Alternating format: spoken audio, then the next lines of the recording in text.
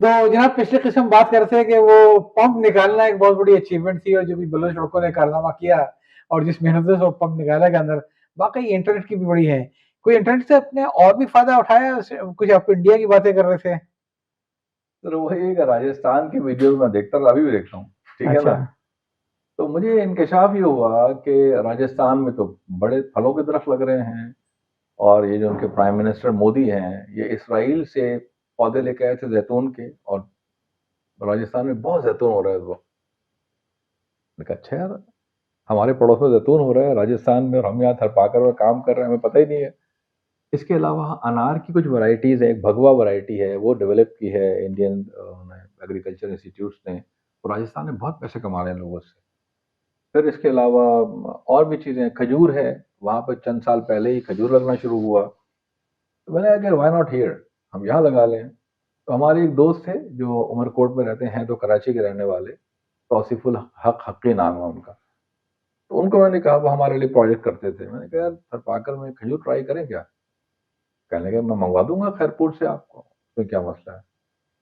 तो बच्चा दरख्त होता है, मुझे नहीं पता था कि बच्चा दरख्त क्या होता है, फला सकर्स होते हैं बेसिकली, हाँ, जो बच्चा दरख्त खजूर नर के, मादा ये वो जी तो। खजूर के दरख्त के साइड से निकलते हैं ना सर हाँ वो। हाँ तो उनका सस्ते मिल जाते हैं, मंगवाए तो हमें, मैं कहा मंगवा लो एक ट्रक भर के भाई वहां से। हाँ। तो हमने फिर इनसे बात की शाप समेजों से, और वो जो है ना बल्कि इस दौरान उमरकोट जाना आना होता था, तो उमरकोट में ना सर एक एग्रीकल्चर रिसर्च इंस्टीट्यूट है एरिड जोन के लिए, हम्म। वहाँ एक डॉक्टर अताउल्ला साहब थे, उनसे मुलाकात हुई। तो जब हम गए उनके पास, कहा, सर, तो उनका ये मैं जानता हूँ आप लोगों को, आपको यहाँ सब लोग जानते हैं, और हम देखते रहते हैं कि आप एग्रीकल्चर पे काफ़ी काम कर रहे हैं आप लोग, क्योंकि हम तो 2015 से कर रहे थे ना। हम्म। तो उन्होंने हमें विजिट कराया, पूरा बड़े ज़बरदस्त आदमी है, बहुत ही मोहब्बत वाले, बहुत पूरा स्टाफ उनका बड़ा अच्छा था। उन्होंने सर वहाँ पर ना बेर के और अपना खजूर के दरख्त लगाए हुए हैं, बल्कि फालसा भी लगाया हुआ है। तो मैं राजस्थान की वीडियो तो देख चुका था, तो मैंने कहा कि सर हम वहाँ ट्राई कर लें। कह रहे कर लो यार, तुम्हारा इलाका बड़ा दूर है, लेकिन ट्राई करने में क्या हर्ज है। उन्होंने बड़ा इनकरेज किया। हम्म। तो खैर वो फिर हमने क्या किया, वो तौसीफ भाई ने हमें वैरायटी के पौधे मंगवा दिए, मीरपुर खास से बेर के पौधे मंगवा दिए। जैतून के पौधे मैंने सर मंगवाए इस्लामाबाद से, दो अच्छा। 150 पौधे जैतून के लगा दिए, छोटे छोटे पौधे थे वो। और हमने अनार के पौधे लगा दिए, अनार के तो मीरपुर खास की एक नर्सरी से लिए थे। लोगों ने, जब लोगों को मैंने लिखा फेसबुक पे गया, तो उन्होंने लोगों ने, तुम लोग तो पागल हो यार एकदम, तुम लोग बिल्कुल जो है ना अजीब अजीब हरकतें करते हो, जो कोई सोचता भी नहीं है, तुम लोग कैसे सोच लेते हो ऐसे यार, बेवकूफाना बात है, यकीन करें आप। हाँ। लिटरली मेरे अपने करीबी दोस्तों ने भी कहा कि यार फयाज आलम देखो, हर चीज कामयाब नहीं होती है, सही है। आप जो है ना ज्यादा ओवर कॉन्फिडेंट हो रहे हैं आप।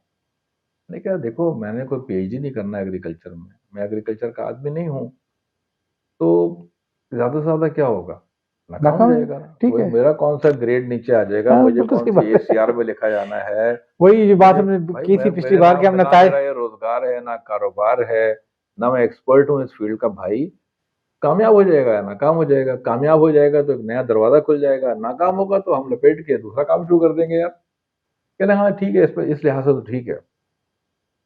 तो 2 साल के बाद बेर पे तो अगले साल ही फल आना शुरू हो गया, इतने मोटे मोटे बेर, इतने मोटे मोटे, बहुत ही लजीज, बहुत जबरदस्त बेर जो है ना। अनार पे फल आया, छोटा फल आया 2 साल के बाद। उसको मैं मैनेज नहीं कर सका हूँ अब तक कि भाई अनार का क्या इलाज है, कि बड़ा फल क्यों नहीं आ रहा। अगर बड़ा फल आ जाए ना, आप यकीन करें उनके बारे न्यारे हो जाएं। जैतून की प्रोग्रेस अच्छी हुई, जैतून की ग्रोथ अच्छी हुई, फल नहीं आया, वो मुझे बाद में पता लगा फल क्यों नहीं आया। खैर, खजूर में फल आ गया सर। मुझे वहां से फोन आया शाम समय जो कि डॉक्टर साहब फूल निकल आए हैं, आप लोग फौरन आइए वहां पर। हम लोग गए, हमने देखा भाई फूल निकले हुए थे सर। तो हमारी तो सोच सकते हैं आप खुशी का अंदाजा आगे, थर पार कर, हजारों साल पुराना शहर है, हजारों साल पुराना शहर है, एक कदीम शहर है सर। उमरकोट में तो अकबर बादशाह पैदा हुआ था, जी। आपको पता होगा ना। तो और ये इसमें जैन के मंदिर है 6-6 हजार साल जी जी पुराने, जी, नगर बिल्कुल बिल्कुल पार्क में। बिल्कुल, हाँ तो जी, हाँ। हजारों साल में कभी किसी ने सोचा भी नहीं था कि खजूर लगाया जाए। वो हमें अल्लाह ने तौफीक दी, हमने न सिर्फ ये कि लगा दिया, हम्म। उनमें जनाब फूल आ गए। अब हमें नहीं पता था ये क्रॉस पॉलिनेशन वगैरह क्या होती है, मेल क्या होता है, फीमेल क्या होता है, जरा एक। कुछ पता नहीं था सर। तो पढ़ पढ़ के फिर इसको फोन उसको फोन, हमारे दोस्त हैं हाफिज वसीम मोहम्मद खान साहब सीनियर हैं, उनका मैं बहुत तंग किया, तंग करता रहता हूं उनको मैं, बड़े शफीक आदमी हैं। जमात के रुकन हैं, एग्रीकल्चर के बहुत बड़े एक्सपर्ट हैं पाकिस्तान में, अलमराई के डायरेक्टर भी रहे हैं वो। अच्छा, जी, जी, उन्होंने नाइजीरिया में भी काम किया है, कीनिया में काम किया, बड़ा ज़बरदस्त टैलेंट है पाकिस्तान में। सर टैलेंट क्या होता है, वो तो पाकिस्तान में गुरु है सर। हाँ। एग्रीकल्चर के गुरु हैं, पाकिस्तान की जो मोहसिनीन है ना, ये साइलेज है ना साइलेज, इन्होंने बनाना शुरू किया पाकिस्तान में। बाबाए साइलेज कहते हैं उनको। बहुत ही बड़े एग्रीकल्चरिस्ट हैं। वो जमीयत के मेरे ख्याल से प्रेसिडेंट वगैरह भी रहे हैं यूनियन के शायद। और वो जो रफ़ीक बने थे वो, लोग जानते हैं, हमारे जमाती हज़रात जानते हैं रफ़ीक किसे कहते हैं। तो उन्होंने बताया मुझे कि मुनव्वर हसन साहब ने उनकी रफ़ाकत नामे पे साइन किया था। बड़ी मोहब्बत, बहुत शफ़क़त, ज़बरदस्त आदमी है सर, अल्लाह अच्छा, उनको सलामत रखे। पाकिस्तान में एग्रीकल्चर की तरक्की में बहुत बड़ा कंट्रीब्यूशन है उनका। अच्छा माशाल्लाह। तो उनसे पूछा, इनसे पूछा, हर बंदे से पूछ-पूछ के इवन आखिर में तो ये हुआ कि जब बाकायदा फल आ गया, राजस्थान में तो जो है ना नहर से पानी आता है, इंदिरा गांधी नहर है, वहाँ तो उससे आ रहा होगा पानी, तो वहाँ तो चलो खजूर अच्छा हो जाएगा, तो यहाँ से कैसे होगा? अब मुझे टेंशन शुरू हुई, मैंने कहा वाक़ई अगर नहर के पानी पे खजूर हो रहा है और हमारे पास तो ज़मीन का पानी है, टीडीएस भी 2000 है, पता नहीं होगा, नहीं होगा जी, हालाँकि फल तो आ गया था ना सर। मैंने इंटरनेट पे सर्च करना शुरू किया कि यार थरपाकर में खजूर लगाया किसने था? बंदा कौन है वो? तो पता चला कि जी एक उनका तो उससे आ रहा जो तहसील है, उसमें एक होते हैं सदुल्ला राम चौधरी। सदुल्ला राम सदुल्ला चौधरी, राम चौधरी ये साहब, इंडियन राजस्थान की हम बात कर जी, रहे जी, हैं। जी, उन्होंने लगाया था ये। अब मैं देखना शुरू किया, ये मतलब वाक़ई गूगल जो है ना सर, गूगल, फ़ेसबुक, मैंने फ़ेसबुक देखना शुरू किया, सदुल्ला राम चौधरी, ये सर्च करता रहा। पता चला कि एक साहब का उसमें आया फ़ेसबुक पे मेरे सामने, डॉक्टर सुरिंदर कुमार, हुँ, उनमें तस्वीरें थी सदुल्ला राम चौधरी की। फॉर्च्यूनेटली उनका नंबर लिखा हुआ था। अच्छा, उनके प्रोफ़ाइल पे उनका नंबर लिखा हुआ था। मैंने हाँ, नंबर सेव किया, व्हाट्सएप नंबर भी था। मैंने व्हाट्सएप किया उनको, this is doctor Faiyaz Alam from Karachi यानी फलाँ, फलाँ, फलाँ। उनका जवाब आ गया, अच्छा। Yes he is my father. मैंने कहा लो काम हो गया सर। मैंने उससे पूछा कि यार सुरिंदर तुम मैं बताओ कि भई ये जो ये तो लग रहा है मैं कोई देवमाला की कहानियाँ सुन सर रहा हूँ। बखुदा देवमाल्या, इससे भी आगे की कहानी है सर हाँ, देवमाल्या। हाँ। मैंने कहा यार ये बताओ कि तुम्हारा जो ये खजूर का बाग है, इसमें क्या नहर का पानी है? Indira Gandhi Indira Gandhi Nahar is far away from here. Then अच्छा! जी, जी, उसने कहा हमने बोरिंग कराई हुई है भाई अरे! और इतना हमारा वो है अपना। मैंने कहा अच्छा मतलब how do you manage the issue of TDS. नहीं सर टीटीएस नहीं था, वो दीमक के हवाले से मैंने हाँ, उनसे पूछा, हाँ, भाई हाँ। Termite how you control termite? उसने मुझे बताया कि फलाँ दवा डालते हैं, फलाँ करते हैं, इतने महीने बाद डालते हैं। मैंने कहा चलो यार ऊँट की हड्डी नहीं डालते उसमें? मैंने कहा यार साहब ये तो बड़ा ज़बरदस्त काम हो गया। फिर मेरा कॉन्फिडेंस आ गया कि नहीं भई इंदिरा गांधी नहर एक दूर-दराज वहाँ इलाका है। सर राजस्थान बहुत बड़ा है। बहुत बड़ा है, बहुत बड़ा है। हमारा थरपाकर 20% है, पूरे थर का। 80% तो वहाँ है ना। तो उसने कहा भाई इंदिरा गांधी नहर बहुत दूर है, हमारे इलाके में इंदिरा गांधी नहर नहीं है, हम तो ज़मीन के पानी से एग्रीकल्चर करते हैं और मेरे पास को 8 वैरायटी के खजूर हैं, जिनमें इंक्लूडिंग अजवा, मंजूर हैं? जी सर, डेगलेट नोर सर बेपनाह ज़बरदस्त किस्म का। मैंने कहा चले तसल्ली हो गई मेरी तो यार, कि अब खजूर जो है ना यहाँ लग सकता लग है। उसके सकता बाद फिर है। हमने कई जगहों पे लगाया अल्हम्दुलिल्लाह। मिट्टी वाली रोड पे हमारे बड़े-बड़े दरख्त लगे हुए हैं। बड़े-बड़े दरख्त लगे हुए हैं, जहाँ पे हमने काफ़ी सारे दरख्त लगाए हुए हैं, फल आता है सर उनमें बाकायदा। ये ईरान की जो आप देखते हैं मज़ाफ़ाती, ये जो हम खरीदते हैं रमज़ान में पकी हुई खजूर मज़ाफ़ाती कहते हैं इसको। ये हाँ, हमने लगाया हुआ है सर पाकर में अल्हम्दुलिल्लाह। तो माशाअल्लाह सर ज़बरदस्त फ्रूटिंग हो रही है। यानी खजूर लगाने के लिए एक पाकिस्तानी डॉक्टर ने दुश्मन देश के एक डॉक्टर से मदद ली। तो करने के देखिए काम तो यही है कि सर देखें दुनिया जो है ना अच्छा इस दुनिया पर मुझे एक किस्सा याद आया थोड़ा-सा इंडिया बहुत ही वो है। अब असल में हम इससे आगे बढ़ के कुछ काम कर रहे हैं वहाँ पर कि हम लोगों को ये बता रहे हैं कि आप चारा उगाएँ। हमने सर नए-नए चारे मुतारिफ़ कराए हैं। देखें रोड ग्रास है, इसका लोगों ने नाम भी नहीं सुना हुआ था थरपारकर में। रोड ग्रास एक चारा होता है, एक दफ़ा लगा लें आप 7000 टीडीएस तक पे हो जाता है सर वो। हुँ, जी, जी। सर ये सब कुछ ये जो हमारी नॉलेज है ना जो हम है, वो है गूगल की वजह से। आप सर्च करें हर चीज़ मौजूद है, पढ़ना पड़ता है बहरहाल बाज़ औक़ात 100-100 पेज के डॉक्यूमेंट भी होते हैं, बाज़ औक़ात 5-5 100 पेज के डॉक्यूमेंट भी होते हैं, उनको पढ़ना पड़ता है बस। रोड ग्रास है, नेपियर ग्रास है, जो एलिफेंट ग्रास भी कहते हैं। सर एक दफ़ा लगा लें आप, 5 साल चलता रहेगा, हर 15 दिन बाद काटें उसको आप। तो क्योंकि थरपारकर में लोगों की मईशत का दारोमदार ज़्यादातर जो है ना वो मवेशी पे है, तो भई मवेशी तो को तो चारा चाहिए ना। उस चारे के लिए एक तो यानी नेचुरल चारे चारा को है, आपने डेवलप किया तो साथ में आपने मवेशी वानी को भी डेवलप कर दिया। वो हो ही रही ना सर। देखिए हाँ। अल्टीमेटली क्या है कि भाई इस तरह का चारा जो वहां नहीं होता था, आपने मुतारिफ करा दिया उनके, तो वो तो नेचुरल ग्रास पे ग्रेजिंग करते थे ना लोगों को। फिर हम्म। बारिश के बाद थरपारकर पाकिस्तान का दुनिया का एक फर्टाइल डेजर्ट है। बारिश से पहले खुश्क हाँ हाँ होता हाँ है, हाँ बारिश हाँ। होती है तो वो लगता है वो मरीनों तो को मरी वो, लगता है, मैं है गया ना। उधर हुआ है। तो उसमें अगर आप थोड़ा सा वैल्यू एडिशन करें, अच्छे तरह के चारा जात को मुतारिफ कराएं, तो रोड हाँ। ग्रास हो गया, एलिफेंट ग्रास हो गया, वो हमने करा दिया अल्हम्दुलिल्लाह। ये आहिस्ता आहिस्ता बढ़ता रहेगा सर, हमारे बाद भी इंशाल्लाह ये काम होता रहेगा। आप चीज क्या है? इधर आप चीज क्या है? कोई बता दें, मैं कंफ्यूज है। और कम से कम भी आपसे 6 घंटे की गुफ्तगू हो गई है। वो पहलू दर पहलू नई चीजें निकल रही हैं। तो आप देखिए अपने आप को। मुझे, अच्छा मैं आपको इस बारे में भी बताऊं आपको, जी। मुझे एक ज़माने में ना कुछ एक आध साल पहले ये बड़ी गलत फहमी हो गई कि यार मुझे अल्लाह ताला ने क्या कुछ ज़्यादा ही सलाहियतें दी हुई हैं, चक्कर क्या है ये? हाँ। हर कुछ दिन बाद एक नई चीज़ बरामद हो जाती है। होता ना आदमी के सर, आदमी तो सर फुर्दला वाक़ा हुआ है, सतही आदमी होता है, तो एक गुरूर भी आने लगता है ना बंदे में कि यार हम तो बड़े हम्म। कॉलर खड़े होने लगते हैं। तो मेरी आदत है कि मैं ना वक्तन-फ़वक्तन तफ़हीमुल कुरान खोलता हूँ और पढ़ना शुरू कर देता हूँ।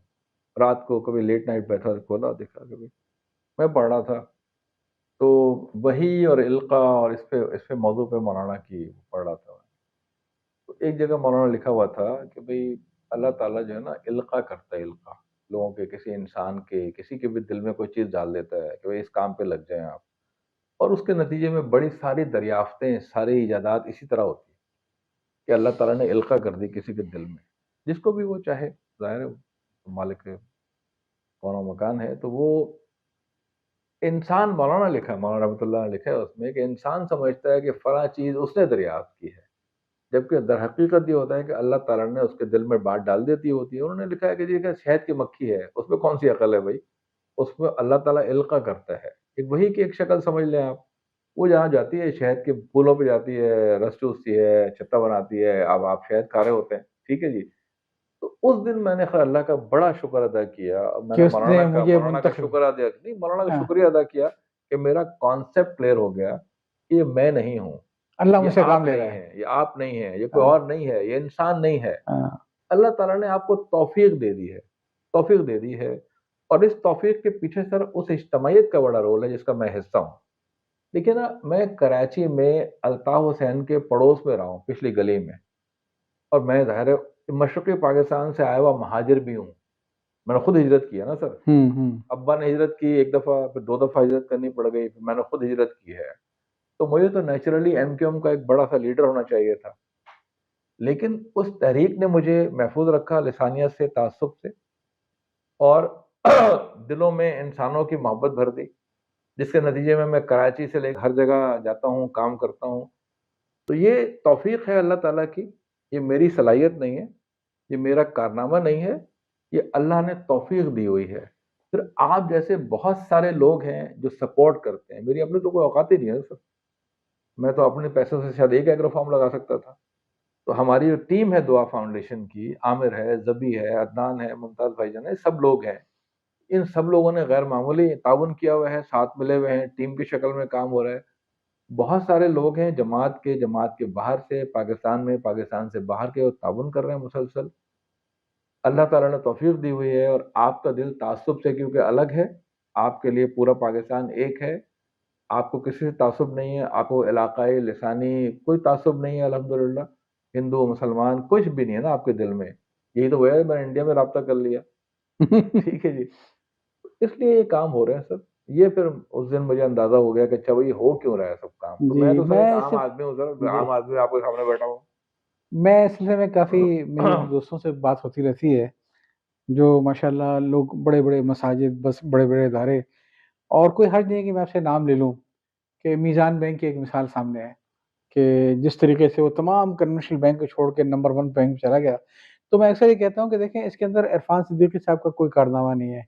ये अल्लाह ताला का एहसान है कि उसने मुंतखब कर लिया उनको नंबर 1, और नंबर 2 उनको ऐसी टीम दे दी और ऐसा इखलास दे दिया कि उसने डिलीवर कर दिया। और ये जिस पर अल्लाह ताला मेहरबान होता है, उससे काम ले लेता है। वरना आदमी की औकात नहीं है, ना डॉक्टर फ़याज़ आलम की औकात है, बिल्कुल भी ना नहीं सर, इरफ़ान बिल्कुल सिद्दीकी भी नहीं। साहब की औकात किसी है। की औकात नहीं ये है सर। अल्लाह ताला की मेहरबानी है कि वो उस पे काम ले ले किसी से ऐसे ही, भी है। बिल्कुल ऐसे ही, बिल्कुल ऐसे ही और है। फिर उनको ये अल्लाह ताला जब अजीब-ओ-गरीब मामलात हैं, बहुत अजीब-ओ-गरीब मामलात हैं, कि न सिर्फ़ ये कि किसी के ऊपर इल्क़ा कर देता है, किसी के ऊपर वो को कह देता है कि तुमने काम करना है, बल्कि वो मुसब्बिबुल असबाब है। ओहो! बिल्कुल सर, बिल्कुल, उसके बिल्कुल। लिए सबब भी क्रिएट करके देता है, उसको टीम भी बना अल्हम्दुलिल्लाह, के देता है, अल्हम्दुलिल्लाह, उसको अल्हम्दुलिल्लाह, सहूलतकार भी बना के देता है, अल्हम्दुलिल्लाह, जी, तब जी। ऐसे इदारे जन्म लेते हैं। तो इस अब थरपारकर तो सर देखिए ना, थरपारकर में तो हमने इतने सारे तजर्बात अल्हम्दुलिल्लाह, आप हैरान होंगे कि हमने थरपारकर में फिश फार्म बना दिया सर। अच्छा, पिछली बार आपने कहा ना टोना फिश भी बाहर से आई थी हमारे पाकिस्तान में। आप सोचे, मदारिस मसाजिद तो हमने बहुत बड़ी-बड़ी बनाई हैं, बल्कि इससे ज़्यादा बना चुके हैं अब अल्हम्दुलिल्लाह। उनमें हमने जो है ना मुख्तलिफ इलाकों से हुफ़्फ़ाज़ कराम को और हमने लोगों को रखा है वहाँ पर, इमाम अपॉइंट किए हुए हैं, जो कुरान पढ़ा रहे हैं सर उनको बखुदा बता रहा हूँ, थरपारकर के गोठों में अक्सर लोगों ने कुरान नहीं पढ़ा होता, बल्कि मुझसे राब्ता किया था नौफल के एक दोस्त हैं, उन्होंने ढाटकी में तर्जुमा कुरान करवाया था, ढाटकी लैंग्वेज है थरपारकर की। तो मुझसे उन्होंने राब्ता किया कि डॉक्टर साहब किसी से पढ़वाना है मेरा, क्योंकि उनको पता था ये शौक है। तो मैंने उनको थोड़ा-सा गाइड किया तो अल्हम्दुलिल्लाह थरी ज़ुबान में उन साहब ने तर्जुमा कुरान करवाया और हमने थोड़ी-सी गाइड किया लोग उनको। काम कर रहे हैं। और वो सर तर्जुमा अब रेडियो पाकिस्तान में नशर हो रहा है सर। अच्छा, रेडियो पाकिस्तान पे नशर हो रहा है ढाटकी का तर्जुमा। जो हमारा छोटा-सा रोल है कि भई हुँ, उनको हमने गाइड किया, कुछ इक्विपमेंट परचेज़ करवा दिया और एक साहब को बताया कि भई इस तरीके से रिकॉर्डिंग करें। अल्हम्दुलिल्लाह, अल्हम्दुलिल्लाह वो सब तर्जुमा कुरान रेडियो पाकिस्तान पे नशर हो रहा है आजकल। तो वो उन्होंने मुझसे शुक्रिया भी अदा किया कि हाँ भाई आपने काफ़ी हमारी हेल्प की इस बारे में। तो सर बात ये है कि वो जो फिश फार्म इस तरह बनाया कि एक गोट में ना हमने एक एग्रो फार्म बनाया, वहाँ से पानी निकाला, उस पानी में जो है हमने एक घड़ा बनाया अच्छा खासा बड़ा-सा, उसपे हमने एक प्लास्टिक की। जियो हाँ, मेम्ब्रेन डाल दी, पानी से भर दिया और उसमें तिलापिया फिश। और इसकी वजह ये हुई फिश फार्म बनाने की कि हमें एक दोस्त थे, हमारे एक सीनियर हैं, उनका नाम है मोहम्मद आरिफ। जी। ये मोहम्मद आरिफ कराची यूनिवर्सिटी में जमीयत पे रहे हैं, अब कनाडा में होते हैं। तो वो आए, उनको हम लेके थरपारकर गए। उन्होंने मुझसे कहा कि यार यहाँ फिश फार्म हो सकता है। मैंने कहा फिश फार्म कैसे होगा सर? उन्होंने कहा कनाडा में ना सर्कुलर टैंक्स में फिश फार्म बनते हैं, बड़े-बड़े एकड़ों वाले नहीं बनते। हाँ, अब हाँ, हाँ। छोटे-छोटे सर्कुलर टैंक्स होते हैं, तो मैं उनके अच्छा वो फिशरीज़ डिपार्टमेंट में रहे थे। आप हैरान होंगे कि पाकिस्तान में ना चाइना से एक ज़माने में सिल्वर कार्प और बहुत सारी मछलियाँ आई थी। ये लोग चाइना गए थे। आरिफ भाई और उनके साथ के लोग थे, चाइना गए, वहाँ से मछलियाँ लेके आए। ये फिश फार्मिंग डेवलप हुई है, उसमें इन लोगों का बड़ा कंट्रीब्यूशन है। तो मुझे उन्होंने मिलवाया अपने दोस्तों से जो फिशरीज़ के डायरेक्टर थे और इनलैंड फिशरीज़ के। उन्होंने मुझे बताया, मुझे नहीं पता था, यकीन करें रेहू और पता नहीं कौन-कौन सा रोहू मछली होती है और पापलेट होती है, यही नाम पता होते हैं ना हम लोगों को। हुँ। हमें तो खाने से मतलब है मछली। हमको तो माने या तो फ्राइड होती है या जी, जी, जी, जी। सालन होते हैं हमने। तो उन्होंने कहा तिलापिया ट्राई करो यार। मैंने कहा तिलापिया क्या होती है? उन्होंने कहा एक नाइल तिलापिया होती है, एक फलाँ तिलापिया होती है और ये 800 ग्राम तक की हो जाएगी और इसको ये खाना है, यूँ बनाना है, ऐसे बनेगा। तो वो सब हमने बना लिया और माशाल्लाह उसमें इतनी बड़ी-बड़ी तिलापिया मछली हो गई। लेकिन वो दरमियान में फिर ये हुआ कि वो जो गाँव के लोग थे ना, वो उसको मेंटेन नहीं कर पाए अच्छा। असल में बाज़ औक़ात क्या होता है वो इतनी दूर जगह है, तो वो ख़राब हो हुँ, गया, अपना हुँ। पंप ख़राब हो गया, पानी कैसे निकालेंगे? उसको तो सर मुसलसल पानी देना पड़ता है। तो इस वक़्त वो हम दोबारा से उसको कर रहे हैं, फिर वो कुछ जंगली सूअर वग़ैरह आ गए या कुछ और मसला हो गया तो वो जो है ना उन्होंने अटैक कर दिया और उसको उन्होंने जो हमारा जियो मेम्ब्रेन फट गई, तो वो डिस्टर्ब हो गया लेकिन उस एक कामयाब तजुर्बे ने बताया कि कि वर्केबल है। थरपारकर में कम्युनिटी फिश फार्मिंग हो सकती है, कोई बड़ा इश्यू नहीं है। भावलपुर में हो रही है सर बड़े पैमाने पर। ये जो किला है ना भावलपुर जी। का जो मशहूर किला, उसके बिल्कुल सामने बड़े-बड़े फिश फार्म बने हुए हैं। ज़मीन से पानी निकालते हैं वो, बहुत बड़े पैमाने पे फिश फार्म बने हुए हैं। थरपारकर में हमारे पास देखें वसाइल कम हैं। अगर हमारे पास वसाइल ज़्यादा हो ना, तो हम कई सारे फिश फार्म डेवलप कर सकते हैं और माशाल्लाह और इसके अलावा कई चीज़ें वो जो आपने कहा था ना मुर्गियों का, तो इमरान खान साहब का बड़ा मज़ाक उड़ाया लोगों ने, ये मुर्गियाँ, बतखें, पता नहीं भैंसे की बातें कर रहे हैं। सर ऐसा नहीं होता देखिए, ज़रूरी जो देही आबादियाँ होती हैं ना सर, गोट गाँव जो होते हैं, उनकी मईशत इन्हीं चीज़ों पे चलती है। हुँ, ये तो ठीक है है, ना? ये बिल्कुल है। शहरी लोगों को पता होता है मज़ाक उड़ाना शुरू हुँ, कर देंगे, भई मुखालफत आप करें, मुखासमत ना करें, हाँ, ठीक है? किसी के तो पास हमने 50 सर मुर्गी अंडे वाली हो तो हमें उसके सर तो अमेरिका से कुछ लोगों ने पैसे भेजे, हमने मुर्गियाँ दी लोगों को और माशाल्लाह बड़े बड़े सारे अंडे मिल रहे हैं, फ्री के अंडे सर, और क्या चाहिए किसी को? मुर्गियाँ इसमें बच्चे न्यूट्रिशन तो निकालती मिल गई हैं। कम से कम खाने के लिए। सर ज़बरदस्त सर, वो जो देसी मुर्गी होती है ठीक-ठाक महँगी आती है। हुँ, तो तस्लीम भाई देखिए ना, एक आदमी को आप कुछ मुर्गियाँ दे दें, कुछ बतखें दे दें, कुछ बकरियाँ दे दें, गाय दे दें, गाय थोड़ी महँगी आती है ज़ाहिर है। उसकी मईशत जो गाँव की मईशत है, देही मईशत जो है ना, वो शहरी मईशत से अलग है। हमारे हुँ। शहरी लोग रियलाइज़ नहीं करते इस चीज़ को। डॉक्टर साहब बहुत अच्छी गुफ्तगू चल रही है और मेरा ख्याल है अभी चलती रहेगी और अभी तक का जो मुझे टेक अवे मिला है कि पहली बात तो ये कि अल्लाह ताला की तरफ से कोई चीज़ें इल्क़ा हो जाना कि और अल्लाह ताला की तरफ से मुंतखब किया जाना कि भई तुम ये काम तुम्हें करना है और अल्लाह ताला की तरफ से असबाब पैदा करना, ये तो अपनी जगह पे है। लेकिन जो दूसरा मुझे टेक अवे मिला है वो है कि कंसिस्टेंसी और आउट ऑफ बॉक्स थिंकिंग। ये इस पे ना जाए आदमी कि ये नहीं हो सकता, बल्कि ये सोचना चाहिए कि ये क्यों नहीं हो सकता और ये एग्ज़ैक्टली, कैसे हो सकता है?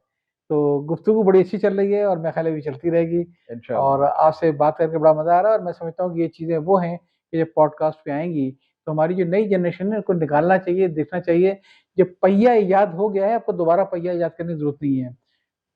सही तजर्बे, गलत तजर्बे, कहाँ पे अनार छोटे हुए, क्यों हुए? इस सब चीज़ों को समझने की ज़रूरत है।